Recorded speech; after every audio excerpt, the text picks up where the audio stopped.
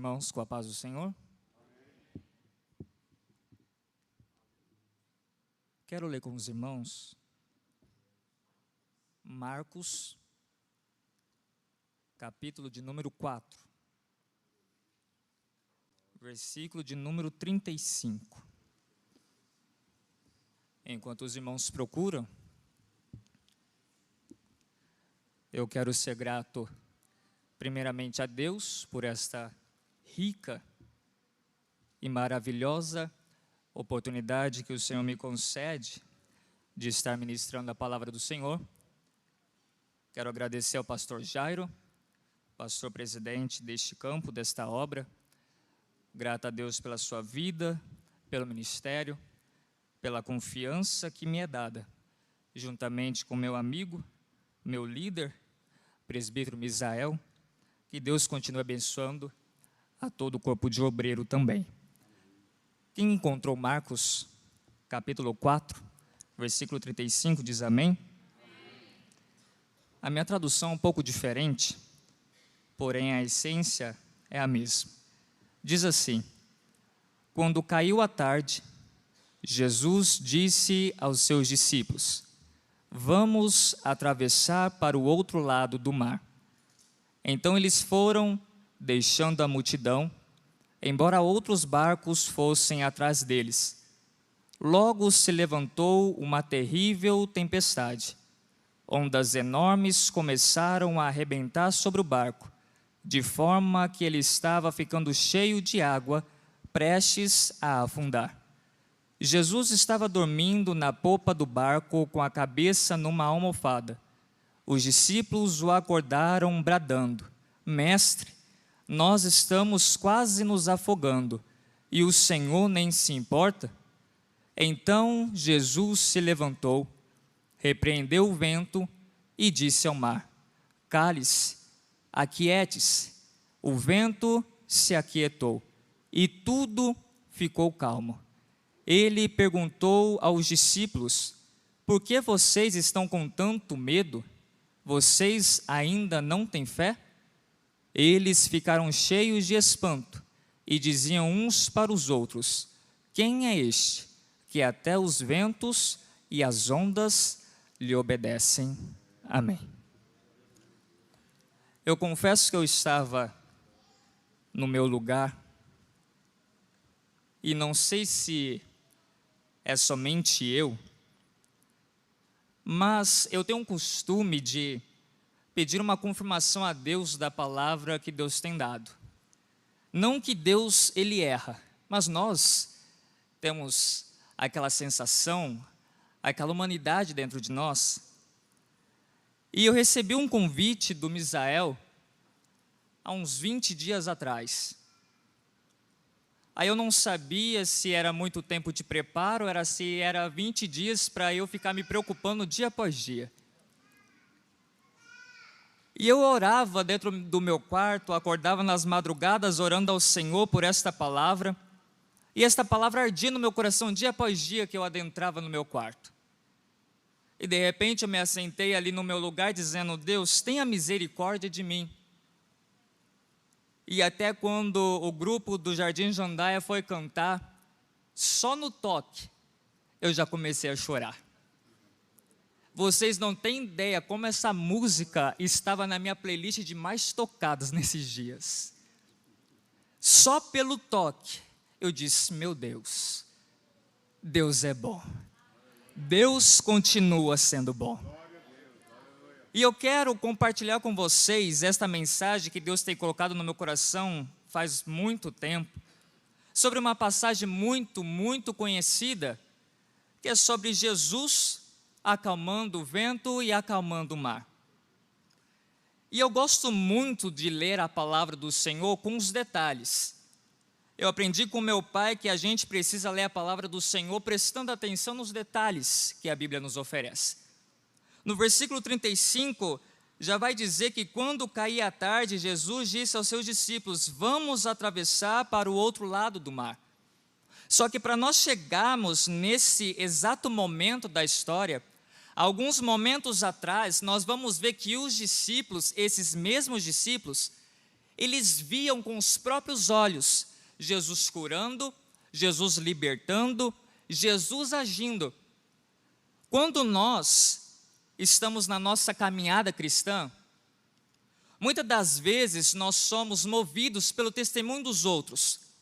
Já percebeu que quando nós não temos algumas histórias para contar, nós dizemos, mas aconteceu algo com fulano, aconteceu algo com ciclano, e se aconteceu assim com eles, eu creio que vai acontecer comigo. E muitas das vezes nós somos pessoas levadas por testemunhos dos outros, pelas experiências dos outros. Porém, os próprios discípulos, eles mesmos, com seus próprios olhos, eles estão vendo Jesus colocar a mão em um surdo e ele ouvir. Eles mesmos estão vendo Jesus colocar a mão em um cego e o cego ver. É os próprios discípulos, não são eles contemplando experiências dos outros. Não são os outros chegando até ele dizendo, olha, eu acabei de ver Jesus fazendo ali. São os próprios discípulos contemplando tudo que Jesus fazia.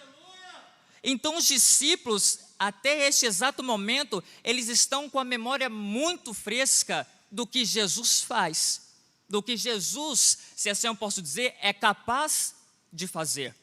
E nós vamos chegar no versículo 35, na minha versão vai dizer, quando caiu a tarde, uns vão dizer, ao anoitecer, no ACF está aí naquele dia sendo já tarde.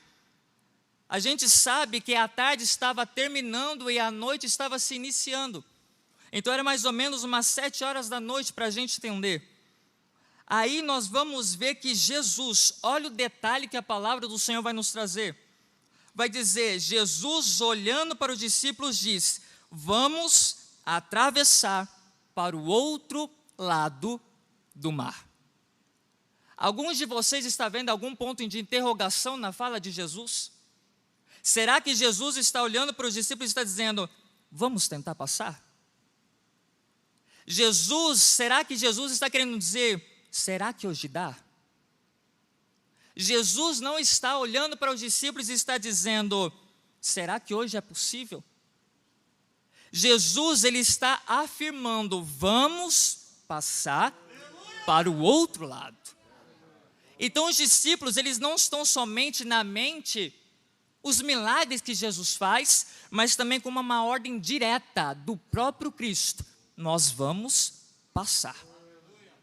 E enquanto eu lia isso aqui, Jesus não está brincando com a consciência dos discípulos. Jesus não está querendo brincar com a fé dos discípulos. Jesus não está brincando com o sentimental dos discípulos. E parece que muitas das vezes nós temos coisas que nós vemos sobre Jesus. Tem coisas que nós mesmos vivenciamos sobre Jesus. E ainda tem coisas no nosso coração que Deus tem bradado dia após dia. Não é A, não é B, não é patrão, não é amigo. É o próprio Cristo dizendo. Então os discípulos, eles estão com o que Jesus faz e com o que Jesus disse. Eles não são qualquer um. Eles são pessoas experimentadas no caminhar com Cristo. Mas aí os discípulos, eles vão adentrar no barco. Jesus vai adentrar com eles. E olha o detalhe do versículo 36. Eles foram, embora outros barcos fossem com eles. Então, preparando a mensagem para a gente entender, os discípulos, eles já viram o que Jesus é capaz de fazer. Os discípulos já ouviram que eles vão passar para o outro lado, ponto. E agora outros barcos estão os acompanhando. Mas aí que chega o momento crucial na vida dos discípulos. Os discípulos, imagino eu, chegando no meio do mar. E se a gente pesquisar sobre o mar da Galileia, a geografia de onde ele se encontra, o mar da Galileia está situado a 200 metros abaixo do nível do mar. E também há um monte muito gelado à sua frente, o Monte Hermon. Então nós bem sabemos que o vento gelado que passa sobre o monte e o nível do mar muito baixo, era simples, era fácil, era natural. Guarde isso, era natural acontecer uma tempestade no mar da Galileia. Os discípulos, quem sabe, ouvindo de Jesus dizendo, vamos passar para o outro lado, quem sabe um não cutucou o outro e disse, talvez pode acontecer uma tempestade. Nós já bem sabemos que pode haver, como também não pode haver.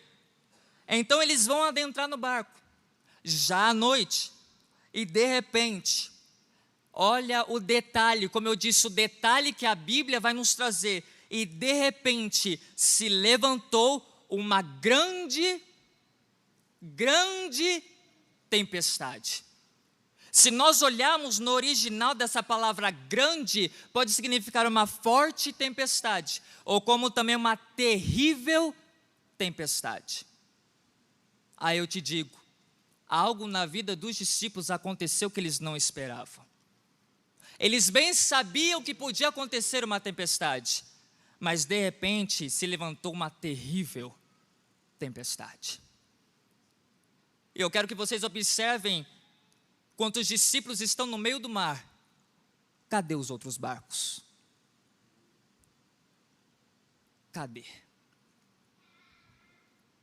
Nós estamos neste mundo, mas não sendo do mundo, nós bem sabemos que nós vamos passar por aflições. Jesus bem disse, no mundo vocês terão aflições, mas tem momento da nossa vida que chega aquela grande aflição que você não esperava. Aí de repente você vê que na tua caminhada cristã há muitos que te rodeiam, mas quando de repente, cadê todo mundo? Cadê todo mundo que outrora dizia, pode contar comigo, conta comigo no que der e vier. Mas quando vem uma grande tempestade que a gente não espera, cadê todo mundo? Aí você se frustra, você se decepciona pensando que aquele grande amigo que você tinha, não é tão aquele grande amigo que você pensava. Mas aí chega um momento crucial na vida dos discípulos, e é aqui que eu quero tratar, nesta noite, com a igreja. Os discípulos estão no meio do nada. Os discípulos já se encontram no meio do mar. Quando de repente se levanta uma grande tempestade, os barcos agora já sumiram da história. E de repente aquela grande tempestade começa a agitar o barco para lá e para cá. Imagina comigo, naquele tempo não existiam grandes embarcações, cruzeiros, iates, naquela época não. Eram barquinhos feitos de madeira. Agora imagina comigo esse barco no meio do mar, com uma grande tempestade, ondas que se levantam maior do que eles. A Bíblia vai dizer que o barco está quase indo a pique, ou seja, quase está se afundando. Imagina o desespero dos discípulos. Eles olham para um lado, olham para o outro, é somente mar. Olha para frente é mar, olha para trás é mar. Olha para baixo, logicamente é mar, e olha para cima, é só chuva que cai. Em todo canto só tem água. Imagina você, no meio do nada, o barquinho balançando com a grande tempestade, com o grande vento. Quem sabe isso me faz imaginar, o barco vai para frente, o barco vai para trás, o barco vira um pouco, o barco dá uns 360 graus. Quem sabe os discípulos vão olhar um para o outro e vai dizer, de onde a gente veio? Onde é que nós nos encontramos agora? E o pior, para onde nós devemos ir agora? E parece que há momentos da nossa vida que a gente para um pouco. A gente olha ao nosso redor e nós olhamos para nós mesmos e dizemos, de onde que eu estou vindo? Você olha para dentro de si e você diz, como que eu vim parar aqui? E o pior dos questionamentos, o que eu faço agora? Não sei se você já teve esse tipo de questionamento. Deus, eu estou parado. Faz tanto tempo que eu não dou nem sequer um passo. você não sabe de onde vem, não sabe onde está, e muito menos sabe para onde tem que ir. Esse está sendo o dilema dos discípulos nesse exato momento da história. E o que eu acho incrível é que Jesus, ele está dormindo. Talvez muitas das vezes nós estamos na nossa história e nós vamos olhar para Jesus e dizemos: Jesus, o Senhor não entende minha história. O Senhor provavelmente ainda não me entendeu. Aí tem aquela desculpa que todos nós crentes já falamos, e se você não falou, você vai dizer um dia: Deus virou as costas para mim. Deus não me ouve mais. Deus me abandonou. Sabe toda essa desculpa que nós encontramos? Tentando achar que o erro está em Deus. É Deus que não ouve. É Deus que não vê. É Deus que não entende. É Deus que não se importa. É Deus que não quer me ver feliz. É Deus que não quer me ver triunfar, vitorioso. É Deus, o problema lógico que é Deus. Aí você olha para dentro de si, claro, eu estou perfeito. Eu estou onde Deus queria que eu estivesse. Eu estou sendo aquilo que Deus queria que eu fosse. É lógico que o erro está em Deus. E nós fazemos de tudo para encontrar algum erro. E os discípulos estão no meio do nada. E agora o que fazer? Só que por incrível que pareça, como eu disse, Jesus está dormindo, e graças a Deus que Jesus estava dormindo. Sabe por quê? Porque imagina se Jesus se desespera como os discípulos se desesperaram.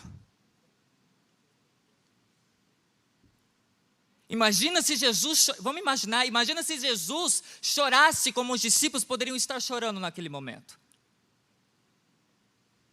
Imagina comigo se Jesus bradasse juntamente com os discípulos. Como uma vez meu irmão ministrou nessa passagem, quem sabe os discípulos cutucando Jesus, Jesus acorda e os discípulos com um baldinho para Jesus. Jesus dizendo: o que é isso? Nos ajuda a tirar a água, senão a gente vai morrer. Muitas das vezes nós tentando ensinar Deus como que tem que trabalhar. Jesus nos ajuda, senão a gente vai morrer. Nós olhamos para Deus e dizemos: Deus, se fosse por aqui, já teria dado certo. Deus, se o Senhor tivesse feito aquilo que eu falei para o Senhor fazer, eu já estava bem melhor hoje. Engano nosso. E graças a Deus que Ele não se desespera como nós nos desesperamos. Graças a Deus que o problema que nos atinge não atinge Deus. Graças a Deus que nós ficamos fracos, Ele continua sendo forte. Graças a Deus que nós nos cansamos e Cristo continua estando nos céus, olhando para a nossa vida. Graças a Deus que Ele não é como nós. Graças a Deus que Ele não se desespera como nós nos desesperamos. Graças a Deus que Ele não age como nós quiséssemos que fosse feito. Eu estava no meu quarto e Jesus bradava no meu coração dizendo: eu estava dormindo e eu queria que os discípulos pensassem duas perguntas. Eu dizia: quais, Senhor? Jesus bradou no meu coração dizendo: eu queria que os discípulos lembrassem do que eles acabaram de ver. Jesus bradava no meu coração, eu queria que os discípulos pensassem: quem é Jesus? Talvez você está no meio dessa tempestade, você não vê a hora de sair, mas Jesus está te perguntando nesta noite. Eu só quero que você se pergunte: quem é Jesus para você? Quem sou eu para você? Eu sou um alguém que você estala os dedos para mim, eu logo tenho que aparecer? Será que eu sou um Deus somente médico, que quando você está doente, você clama a mim e eu tenho que te curar? Quem é Jesus para você? E Jesus me fazia pensar nessa pergunta, que enquanto nós estamos no meio do nada, Jesus nos faz pensar: quem é Jesus? E Jesus bradava no meu coração dizendo: lembra das coisas que eu já fiz por você. Enquanto eu estava no meu quarto, eu chorando na presença do Senhor, Deus falava comigo dizendo: lembra daquele dia que você se ajoelhava dizendo: Deus, eu não passo desse dia. E olha você aqui hoje.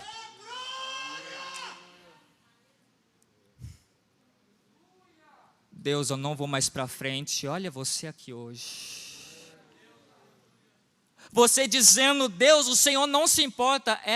Você acha que você se levantou como? Você acha que você chegou aqui como? Você acha que o que você tem hoje foi feito por quem?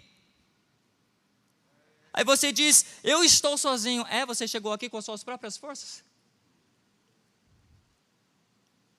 Talvez você se questiona: Deus, o Senhor não está me vendo? Deus diz: eu estou vendo. Ou você acha que enquanto você chorava, Deus não estava do teu lado te consolando?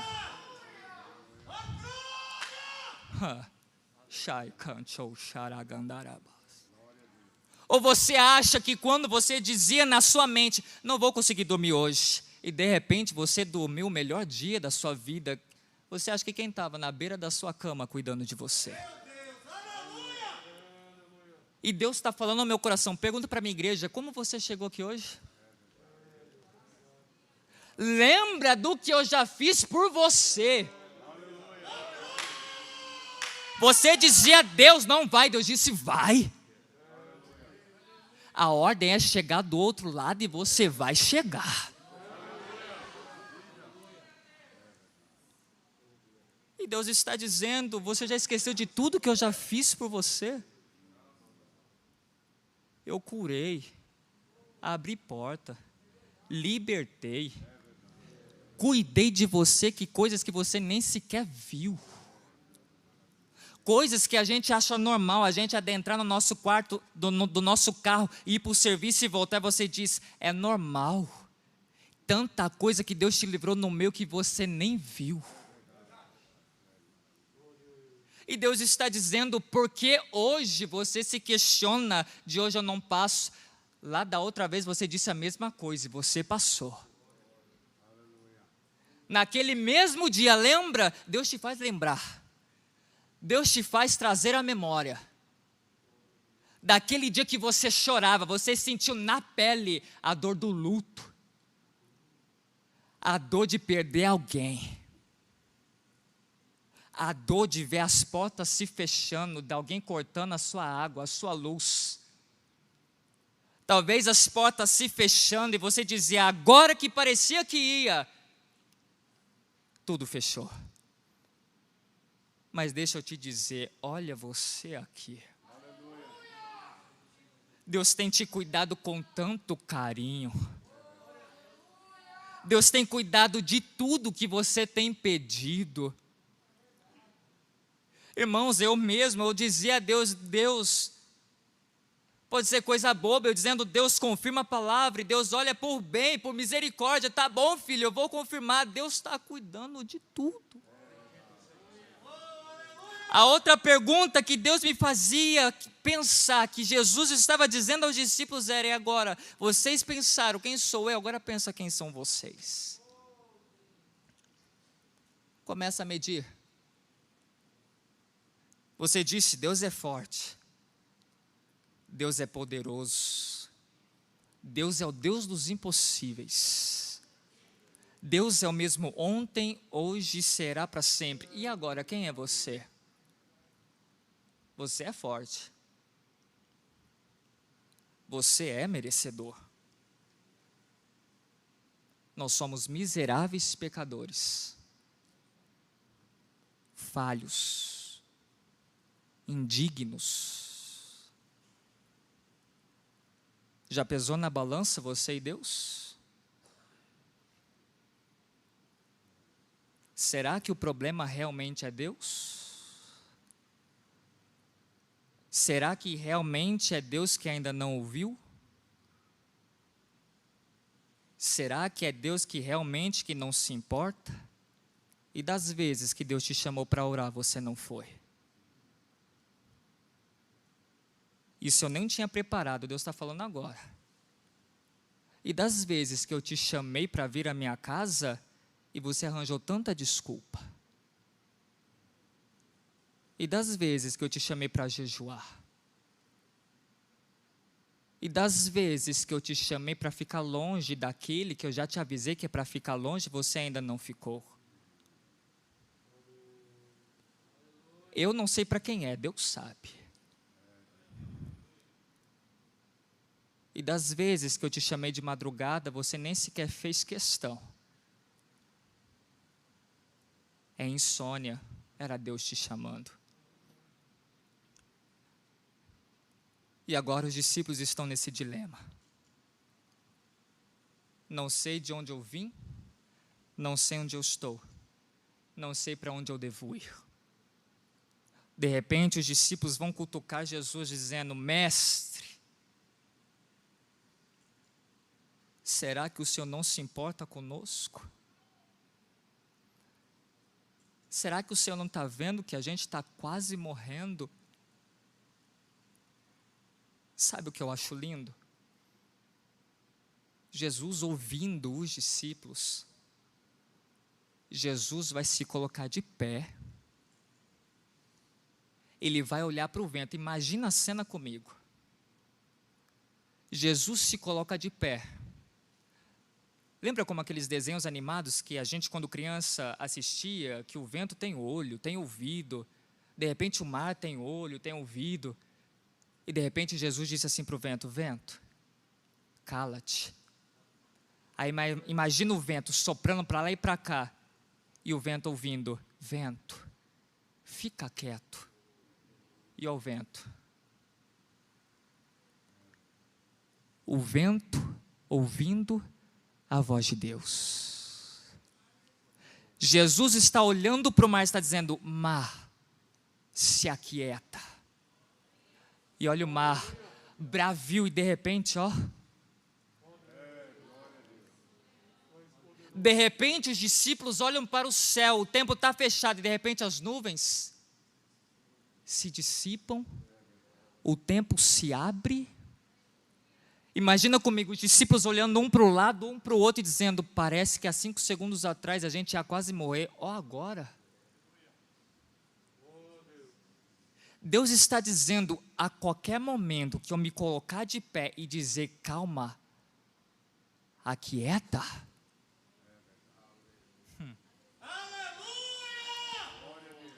Está preocupado com o quê? Está preocupado com amanhã, não está? Você se preocupa, você não vive nem o amanhã, você não vive nem o hoje. Você se questiona de onde vai vir, como é que vai ser, de onde vai surgir. Você diz: Deus, eu tenho um sonho, mas como que vai chegar? Eu vou dizer isso perante Deus: você acha que se eu olhasse para mim há um tempo atrás e dissesse: você vai pregar naquele púlpito da sede, você acha que eu acreditaria? E você se questiona: Deus, eu tenho um sonho, mas eu não sei como é que vai ser. Essa não é sua preocupação.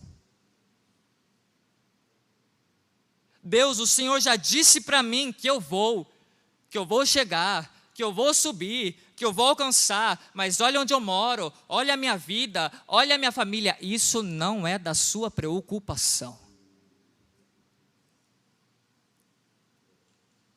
E nós estamos no meio do mar, e olha o que Deus vai dizer. Nós estamos no meio do mar. A primeira coisa que vem no nosso coração: Deus, me livra dessa. Porque quem gosta de estar no deserto aqui? Quem gosta de estar no meio do mar sozinho? A primeira coisa que nós vamos falar no nosso quarto é dizer: Deus, nos tira dessa, me tira dessa situação. Imagina se os discípulos olhassem para Jesus, dissessem: Deus, nos livra dessa. Jesus se colocaria de pé, guiasse o barco no meio da tempestade até a terra seca. Os discípulos olhariam para Jesus e diriam: graças te damos, porque estamos em terra seca. Jesus olharia para eles e diria: vocês perderam muita coisa ali no meio. Você já parou para pensar que se Deus te livrar dessa, você está pedindo para Deus tirar o teu crescimento?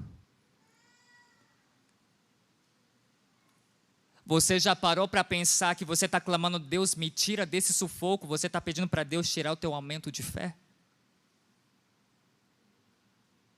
Você já se questionou que se Deus te tirar dessa, o teu crescimento íntimo com Deus vai ser a mesma? Porque imagina se Jesus guia o barco até a terra seca, ou se este acontecimento acontece em terra seca, perto do mar, perto da terra, os discípulos mesmo, eles pulariam no mar, eles nadariam e chegariam em terra seca, não teria problema nenhum. Aí você olha para dentro de si e diz, Deus, se esse problema tivesse acontecido há uns dias atrás, onde que eu tinha mais condição, eu passaria dessa fase. Aí Deus te diz, é por isso que eu não deixo você passar lá, eu estou deixando você passar agora. Porque lá você não dependeria de mim, você dependeria somente de você. Agora é só você e eu. É só você e eu, e agora? E agora, como é que vai ser? E caminhando para o fim, depois de Jesus acalmar a tempestade, Jesus vai olhar no versículo 40, Jesus vai dizer, por que vocês estão com tanto medo? Vocês ainda não têm fé? Muitas das pessoas olham nessa passagem como é um Jesus que julga. Parece que é Jesus olhando para os discípulos e está julgando os discípulos. Mas não é bem assim que funciona. Jesus queria dizer nas entrelinhas, olha discípulos, meus amigos, olha, meia hora atrás vocês me viram colocar a mão sobre enfermos, eles serem curados. Vocês mesmo viram com seus próprios olhos eu colocando a mão em pessoas que precisavam ser libertas e elas eram libertas. Jesus está querendo dizer para os discípulos assim, vocês já viram tanta coisa, o que ainda falta?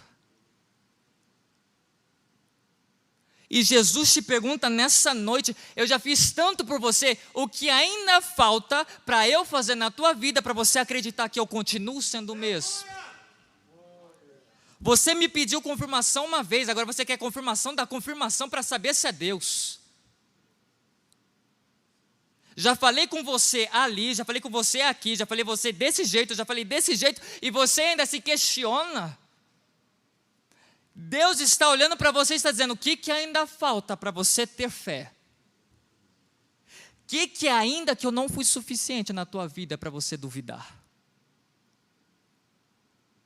O que ainda falta? Será que Jesus falhou em algum momento na nossa vida? Como existe um hino antigo que diz, tente lembrar se alguma vez Jesus te abandonou. Você lembra de algum dia? Lembra, jovens? Algum dia que Deus te deixou à beira do caminho, que te deixou sozinho para morrer mesmo, teve um dia? O que ainda falta para que você tenha fé? O que ainda falta para que você creia que Deus, eu gosto de dizer que no céu, não há uma correria frenética, no céu não, no céu somente há propósitos calculados. A gente corre, a gente se preocupa, no céu está tudo no seu devido tempo, tudo no seu devido lugar, e assim eu agradeço a oportunidade em nome de Jesus.